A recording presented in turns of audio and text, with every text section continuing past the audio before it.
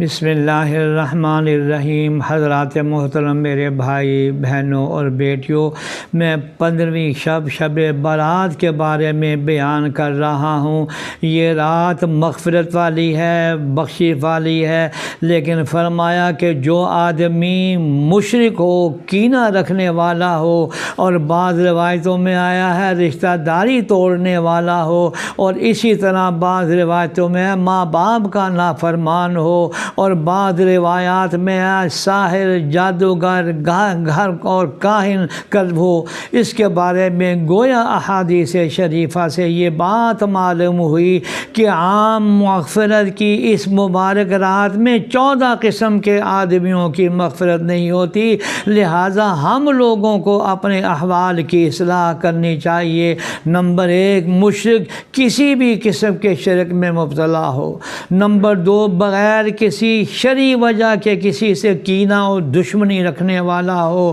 Number 3، اہل حق کی جماعت سے الگ رہنے والا۔ نمبر 4، زانی مرد اور زانیہ عورت۔ نمبر 5، رشتہ داری توڑنے والا۔ نمبر 6، ٹخنوں سے نیچے اپنا کپڑا لٹکانے والا۔ نمبر 7، ماں باپ کی نافرمانی کرنے والا۔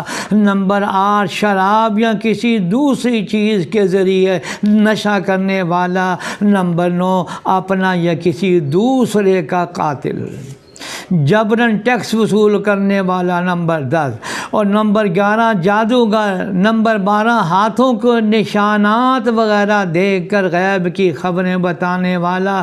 نمبر 13، ستاروں کو دیکھ کر یا فال کے ذریعے خبر دینے والا۔